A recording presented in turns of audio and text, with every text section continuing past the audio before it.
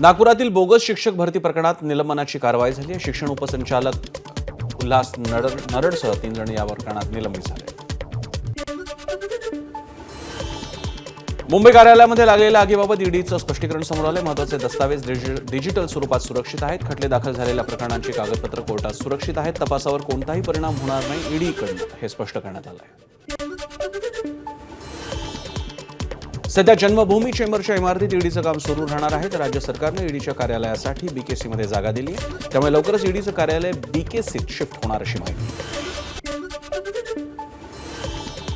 पुणेकरांची वाहतूक कोंडीतून सुटका करण्याला प्राधान्य द्या। पुणे रिंग रोडसह मेट्रो, उड्डाणपूल, रिंग रोड तसंच सुरू असणाऱ्या सर्व पायाभूत सुविधांच्या कामांचा वेग वाढवा। उपमुख्यमंत्री अजित पवार यांनी प्रशासकीय अधिकाऱ्यांना निर्देश दिले। तहूर राणाला 12 दिवसांची एनआय कोठडी मिळाली आहे। पटियाला हाऊस कोर्टानं हा निर्णय दिला आहे। 8 दिवसांची एनआय कोठडी संपल्यानंतर राणाला कोर्टात हजर करण्यात येणार होतं। राष्ट्रपती भवनात राष्ट्रपती द्रौपदी मुर्मूंच्या हस्ते पद्म पुरस्कारांचं वितरण झालं। 7 पद्मविभूषण, 10 पद्मभूषण आणि 57 व्यक्तींचा पद्मश्रीनं पुरस्कार देऊन सन्मान करण्यात आला। 139 पैकी आज 71 पुरस्कारार्थींचा सन्मान झाला। सामाजिक क्षेत्रातील योगदानासाठी चैत्राम पवार यांना, उद्योग आणि व्यापार क्षेत्रातील कामगिरीसाठी अरुंधती भट्टाचार्य यांना, तर साहित्य क्षेत्रात मारुती चित्तमपल्ली यांचा पद्म पुरस्कारानं सन्मान करण्यात आला। क्रिकेटपटू रविचंद्रन अश्विन, कला क्षेत्रात शेखर कपूर यांचा पद्म पुरस्कारानं सन्मान करण्यात आला। तर पंकज उधास यांना मरणोपरांत पद्म पुरस्कार त्यांच्या पत्नीनं स्वीकारला।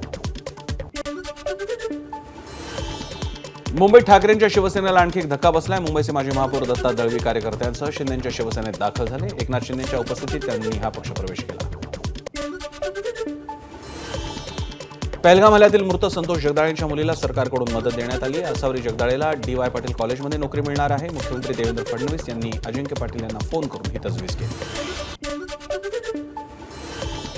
मालवणच्या राजकोट किल्ल्यावरील शिवरायांच्या पुतळ्याचं काम पूर्ण झालंय। 83 फूट उंच असलेल्या या पूर्णाकृती पुतळ्याची ही दृश्य कॅमेऱ्याने टिपली। एबीपी माझा, उघडा डोळे बघा नीट।